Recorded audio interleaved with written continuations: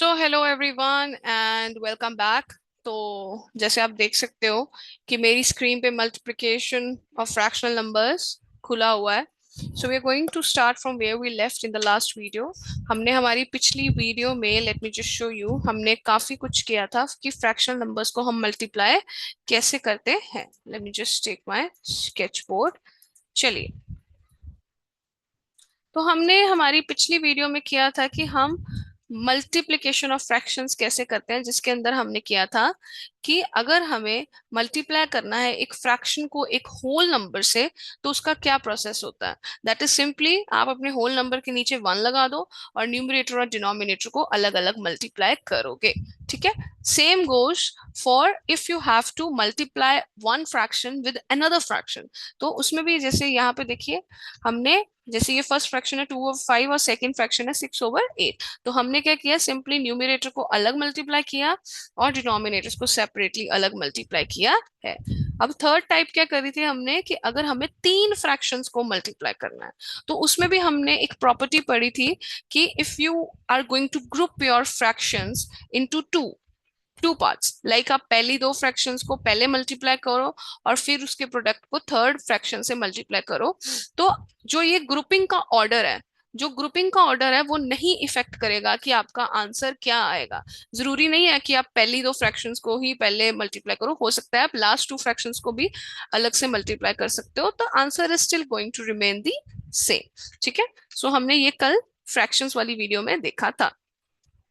So today we are going to again, आज हमने properties of multiplication of fractions जो है इसी के बेस पे हमने जो एक्सरसाइज है उसे सॉल्व करना है। सो हमने कल क्या किया था कि अगर हम फ्रैक्शन को वन से मल्टीप्लाई करते हैं, तो सिंपली आपके पास वही फ्रैक्शन आ जाती है जो क्वेश्चन में थी। अब जैसे यहाँ पे 12/13 आपकी फ्रैक्शन थी, मैंने इसे वन से मल्टीप्लाई किया तो आंसर मेरे पास क्या आया, सेम वही फ्रैक्शन आ जाएगी, क्योंकि वन ऐसा नंबर है कि आप इसको किसी भी नंबर से मल्टीप्लाई कर दोगे तो आंसर आपका सेम ही आता है।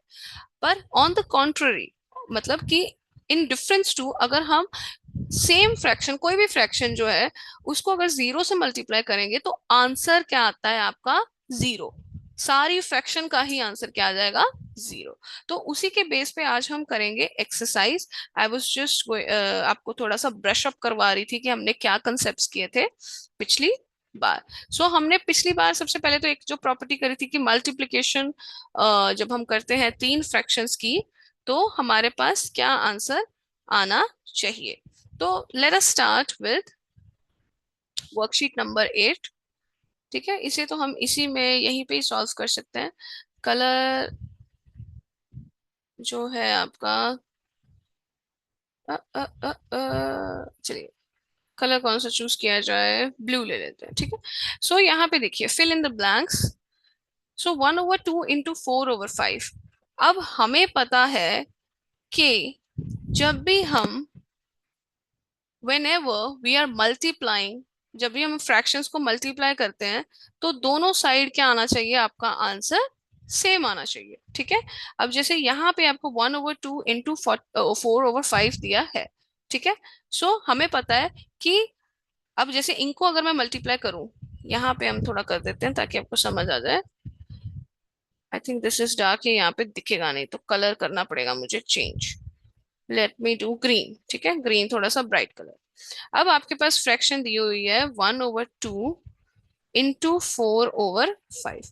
अब अगर मैं इन्हें मल्टीप्लाई करूं तो देखती हूँ क्या आंसर आता है। न्यूमिनेटर को न्यूमिनेटर से किया है, डिनोमिनेटर को डिनोमिनेटर से किया है, तो क्या आंसर आया, 4 1 4, 5 2 10। तो मतलब कि मेरा आंसर क्या आ रहा है, 4/10।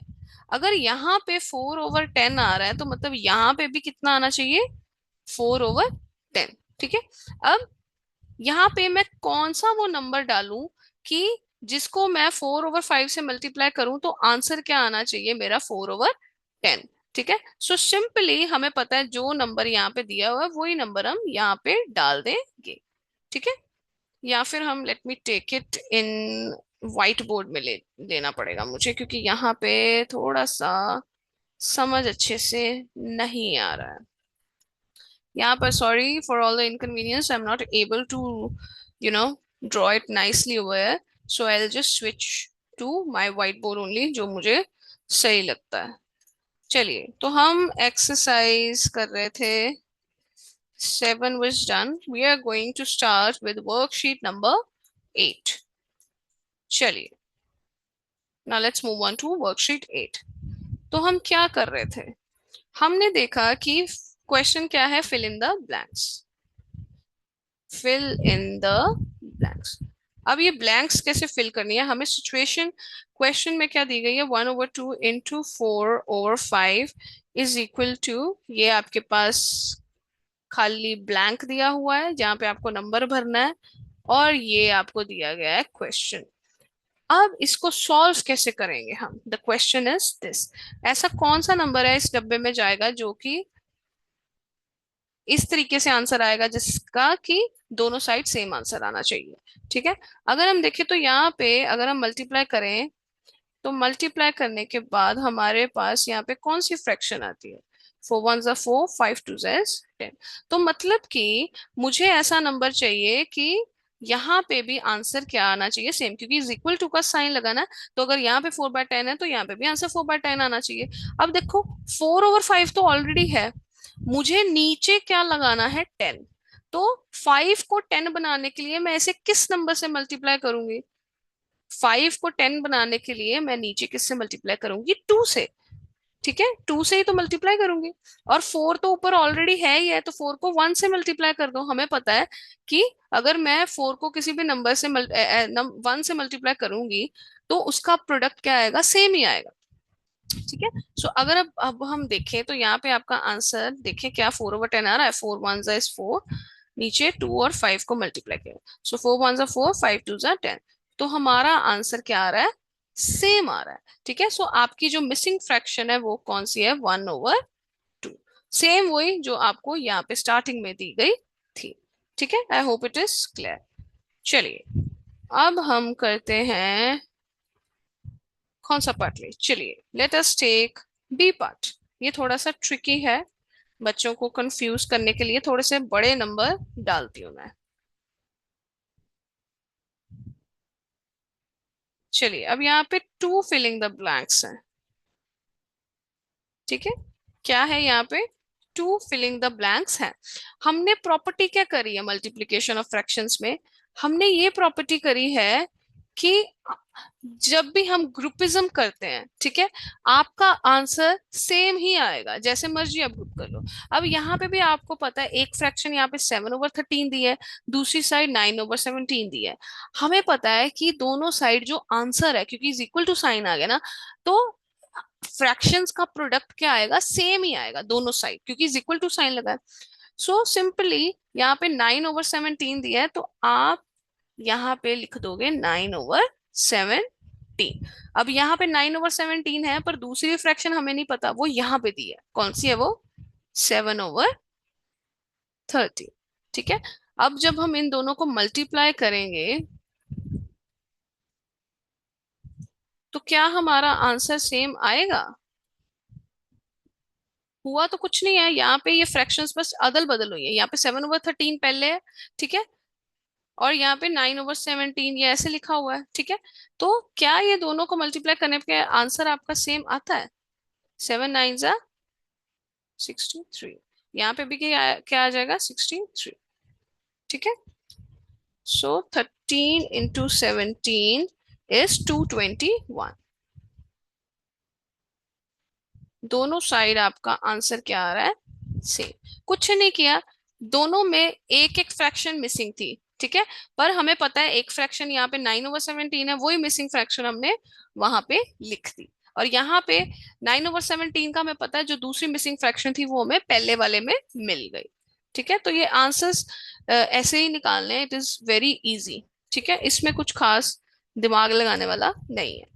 अब चलिए ये ई पार्ट एक करके देखते हैं, शायद इसमें आपको थोड़ा how the multiplication of three fraction happens वो थोड़ा सा समझ आएगा इजीली।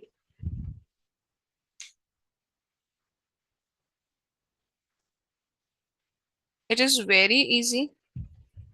अब हमने क्या किया था कि मल्टीप्लिकेशन ऑफ थ्री फ्रैक्शंस में क्या थ्योरी की थी कि चाहे आप पहली दो फ्रैक्शंस को क्लब कर लो या लास्ट टू फ्रैक्शंस को क्लब कर लो, मल्टीप्लाई करने के बाद आपका आंसर क्या आना चाहिए, सेम।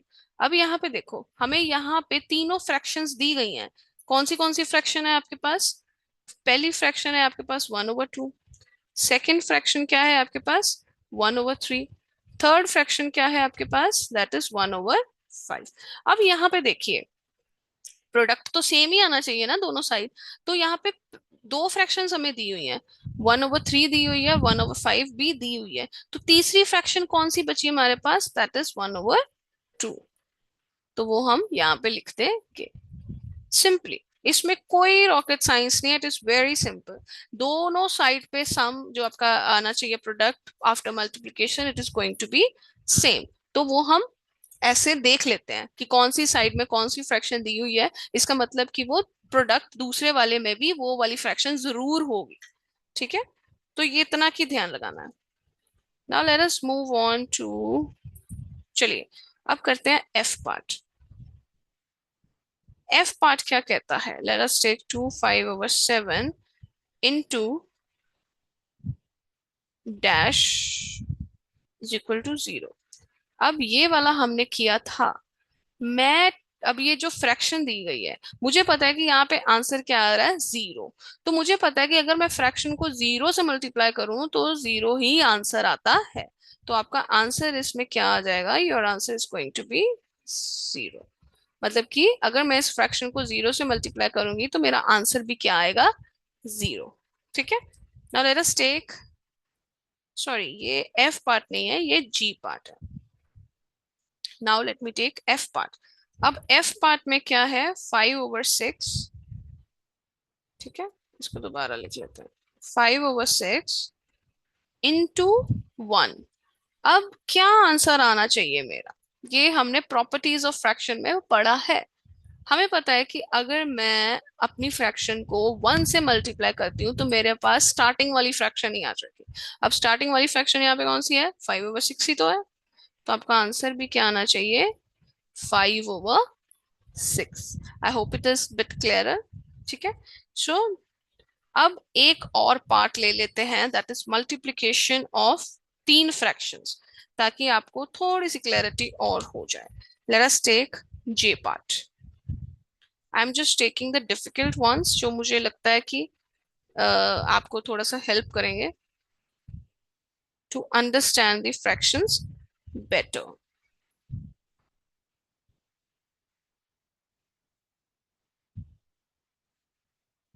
चलिए, अब यहाँ पे दो बक्से हैं जो हमें भरने हैं, जिसमें हमें क्या बताना है कि इनमें कौन सी फ्रैक्शंस आएंगी।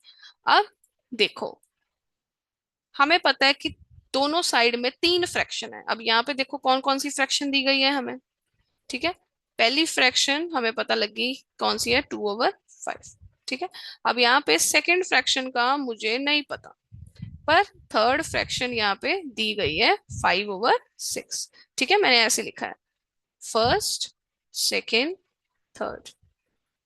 इन केस अगर आपको समझना है कि मैंने कैसे नंबरिंग करनी है। अब यहाँ पे आपकी फर्स्ट फ्रैक्शन कौन सी है इस साइड? That is 3/7।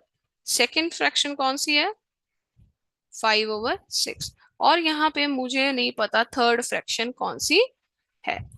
अब सिंपली कंपेयर करो कि यहाँ पे देखो कि कौन सी, इधर कौन सी ऐसी फ्रैक्शन नहीं है जो इधर है। 5/6 इधर है, 5/6 तो है। ठीक है, और 3/7 इधर नहीं है। ठीक है, तो इसका मतलब यहाँ पे आपकी जो मिसिंग फ्रैक्शन है वो कौन सी है? 3/7। अब यहाँ पे देखो, यहाँ पे 3/7 है। ठीक है, यहाँ पे 3/7 है। ठीक है, सेकेंड फ्रैक्शन 5/6 वो भी है यहाँ पे। तो यहाँ पे कौन सी ऐसी फ्रैक्शन है जो इधर इधर नहीं है पर इधर है? वो है 2/5। तो आपकी थर्ड फ्रैक्शन क्या हो गई? 2/5। कुछ भी नहीं अलग किया हमने। हमने बस वो फ्रैक्शंस ढूंढी थी जो एक साइड ऑफ द सम में है और दूसरी सम की साइड में नहीं है। ठीक है, I hope it is clear. So I think it is enough for today. थोड़ा सा हमें काफी क्लैरिटी तो मिल चुकी है। I think it is enough for today. So we have done, I, ये थोड़ी छोटी वीडियो बनेगी मेरे ख्याल से, बट अब नेक्स्ट वीडियो में we are going to take up division of fractions. ठीक है, डिवीजन ऑफ फ्रैक्शंस करेंगे थोड़ी सी, और रेसिप्रोकल फ्रैक्शंस जो है वो कवर करेंगे. ठीक है, काफी मेजर पार्ट है, and some of the word problems are also left for now. So I will take up it all of it, और जितने भी आपके पार्ट्स रिमेनिंग हैं. ठीक है, so let me just write it over here ताकि आपको पता हो कि क्या चल रहा है क्लास में. सो अब जो नेक्स्ट वीडियो है, अभी तक हमने क्या कर लिया, हमने मल्टीप्लिकेशन कर ली है, मल्टीप्लिकेशन ऑफ फ्रैक्शंस. ठीक है, मल्टीप्लिकेशन ऑफ फ्रैक्शंस में हमने कर लिया है डिफरेंट डिफरेंट टाइप्स की. अगर हम फ्रैक्शन को मल्टीप्लाई करते हैं, एक फ्रैक्शन को मल्टीप्लाई करते हैं एक और फ्रैक्शन से, या फिर जब हम एक फ्रैक्शन को एक होल नंबर से मल्टीप्लाई करते हैं, या फिर जब हम तीन फ्रैक्शंस को कैसे मल्टीप्लाई करते हैं. ठीक है, so this is a part of multiplication of fraction. फिर हमने उसके बाद ये भी किया कि अगर आप किसी भी फ्रैक्शन को वन से मल्टीप्लाई करते हो तो क्या आंसर आता है, और अगर आप किसी भी फ्रैक्शन को जीरो से मल्टीप्लाई करते हो तो तब आपका क्या आंसर आता है. So please write it down in the comments if you have any queries. And I have covered almost main part of the multiplication of fractions, उसकी सारी properties, उसकी different types. And in the next session, I am going to take up the division of fractions and reciprocal inverses of the fraction, और थोड़ी सी word problems जो बची है. So see you all. Bye bye. Take care. Keep learning. And I'll see you all next session में मिलते हैं, और वहीं से फिर से कंटिन्यू करते हैं जहां से हमने अब छोड़ा है.